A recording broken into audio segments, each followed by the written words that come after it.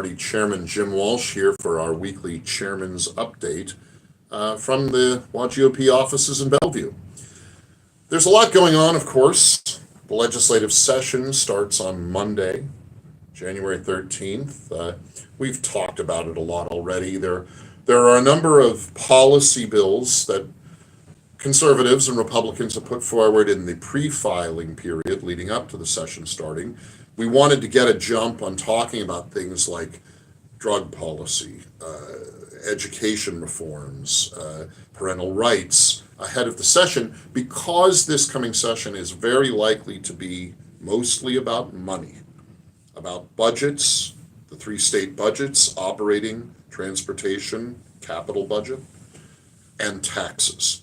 As we know, and we've already discussed here, the left in Olympia has put out, filled the zone, put out a widespread attack of bad ideas about raising taxes on working people and all people here in Washington. Washington Republicans are going to oppose those. Our position is we are taxed enough already. Taxes are high enough in Washington state.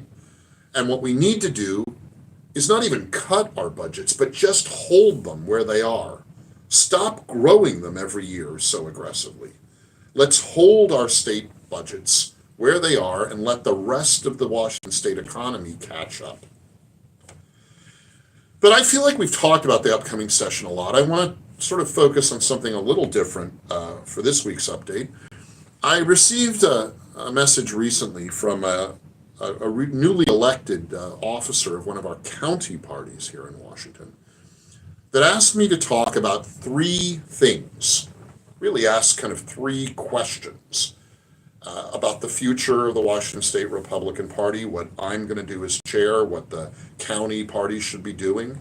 And I thought I'd take the opportunity to answer those three questions. The first question was, what do I think and what will I do as state party chair about internal disagreements and battles and quibbles and fights and arguments within the county parties around the state? There have been a couple of very high-profile county party disagreements recently, and I attribute that to some degree to growing pains. We are attracting a new generation of activists into the Washington State Republican Party.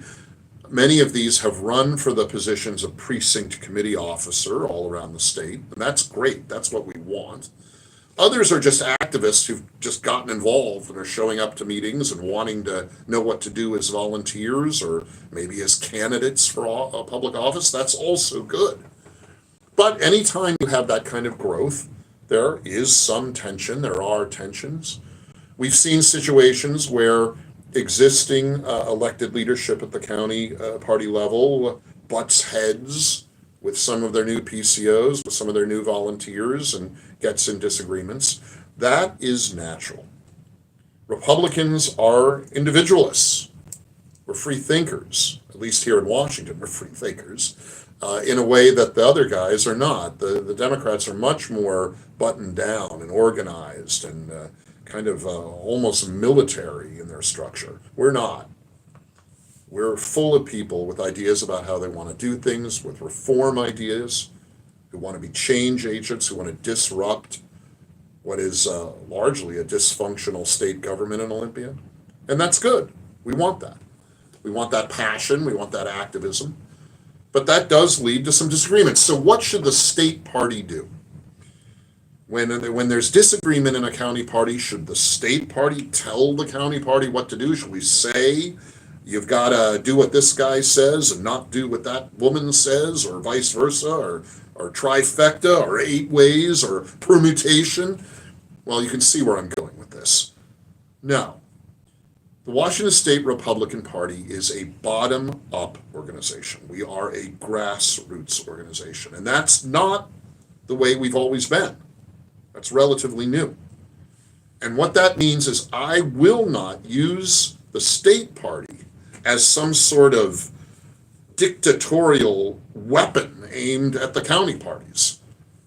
The county parties tell the state party what their priorities are. And to the greatest degree that I can, I'm going to allow county parties to work out their differences in their ways. Now, I mean, this could mean a lot. I mean, it could mean a lawsuit between the different factions within a county party. I mean, that's not great, but if that's the way they want to go to resolve their differences, the state party is going to try to be a fair broker, an honest broker, a fair agent, try to help them resolve their differences without that kind of an action. But if that's the way they go, that's the way they go. We will just try to counsel all elements of a county party to resolve their differences without doing collateral damage to the county party itself.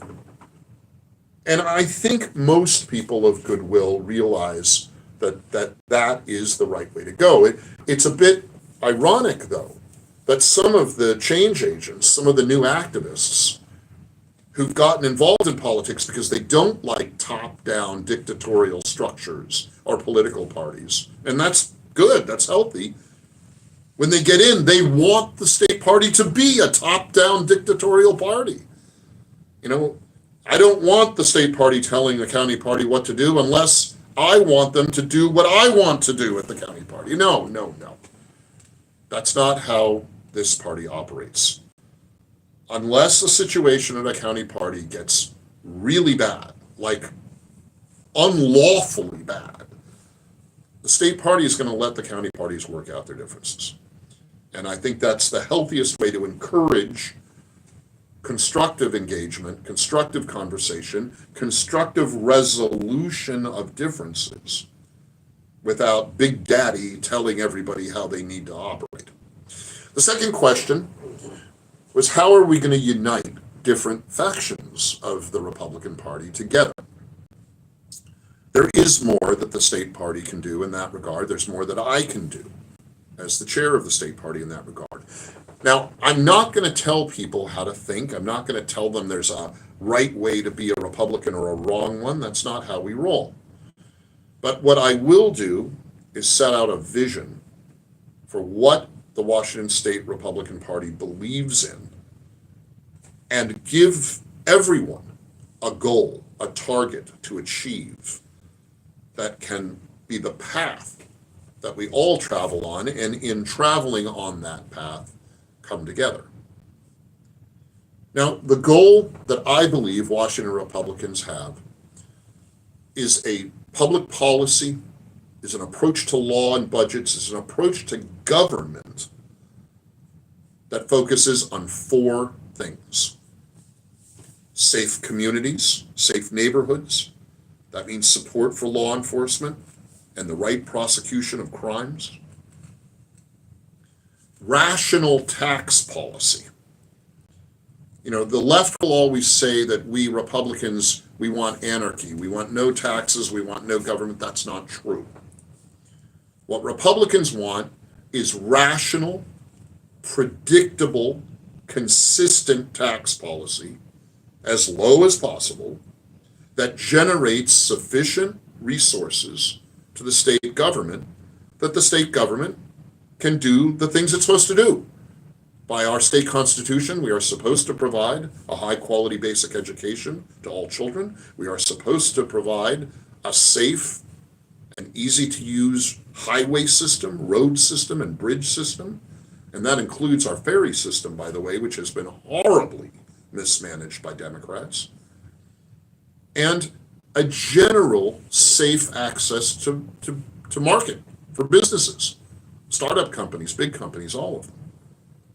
Rational tax policy, not the crazy, neurotic explosion of tax rates and tax bills we've had, property taxes becoming unaffordable, gas and diesel taxes becoming a hardship for working families, business tax, the B&O tax, chasing businesses out of state. We need to get our tax policy in line. Third, and I've already touched on it a little bit, reforming and restoring high-quality basic education. It's right there in the state constitution. It's one of the requirements of state government. the paramount duty of state government in Washington. Provide a high-quality basic education to all children in the state, and we aren't doing that. You know the statistics. In the last 10 years, Washington State Public Schools have fallen from the top 3 in the nation to, by one ranking lately, 28th in the nation. So we've gone from the top to the low end of the middle. That's unacceptable, and it's happened because our public schools are focused on political indoctrination and not focusing on reading, writing, math, and the hard sciences. And finally, of the 4 things we value, trustworthy elections. We need election reform in Washington State. Now, some of that, at least in the early going of the next couple of years, is going to come from Washington, D.C. The Trump administration and the new majorities in the U.S. Senate and U.S. Congress have said that they will make election reform one of their top priorities and start with more stringent requirements for voter ID when people register to vote or vote. That would be a great help here in Washington. Now, the federal government has to make nationwide federal rules and laws, and that's understandable. Here in Washington, our goal is to return to in-person voting, or at least some hybrid that includes a heavy portion of in-person voting and same-day processing, same-day ballot counting. We understand that in Washington State that may take a little while, but getting the feds to help us by requiring stricter voter ID and therefore cleaning up our voter databases will be a great first step. Safe neighborhoods, rational tax policy, better K-12 schools, trustworthy elections. That's what Washington Republicans stand for. That's the vision, policy vision, that will give us a goal to achieve. The last question of the 3 questions that this person asked me was, what do we change so that we start winning? Well, we're already starting to win. Now, I know the results of November's election were not what everyone wanted. I mean, nationally, they were great. Locally, around our state, there were some good responses. At the statewide level, it was not what we wanted. But we have put in place, both here at the Washington State Republican Party and around the state, the structure that we can build on and expand on and improve to win. We have a better organization at the state party for communicating with our counties, communicating with our PCOs, and creating a two-way conversation about law and budgets and fiscal matters and cultural matters that go both ways. That's not just the top telling the bottom what to do, but is a truly dynamic back and forth communication. And we have better organization, better volunteer structure, and we have had success with get out the vote efforts, ballot harvesting efforts in specific locations. We have not scaled it up to the statewide level that we want to, but we're working on that. We know that get out the vote efforts, when concentrated and focused correctly, and ballot harvesting efforts, when focused correctly, lead to winning elections. Now we need to just spread those efforts in a more consistent way all around the state. The green shoots are there. The promising pieces are there. In 2024, we did pass into law 4 of the 7 initiatives that we backed. Pretty good. And in the 14th legislative district, that Yakima district that had been the center of lawsuits and back and forth about gerrymandering, the Democrats thought they had a slam dunk. They were going to win those legislative seats in the 14th. We all gathered together, the state party, the legislative caucuses, the House Republican caucus, the House Senate caucus in Olympia, and the local county party. We all coordinated effectively there, and we won all of those legislative races in that district that was supposed to be a dunk for the Democrats. So we know how to win. We've done it in spots. We just have to do it everywhere. And that's the logistical challenge, the campaign organizational challenge for the next year or 2 years. There will be a couple of special legislative elections in 2025.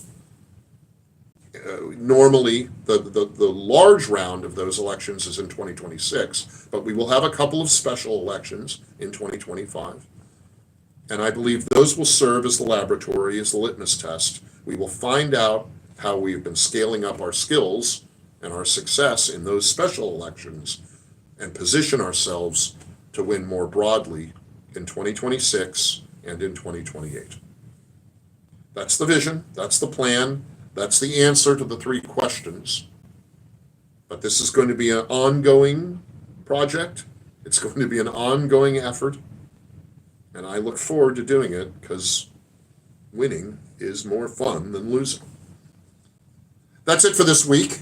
The legislative session does start next week. In the next few weeks' updates, I'm sure we'll be talking a lot about the legislature in Olympia. But don't forget, there's a lot going on in Washington, D.C. The presidential inauguration is in January, later this month.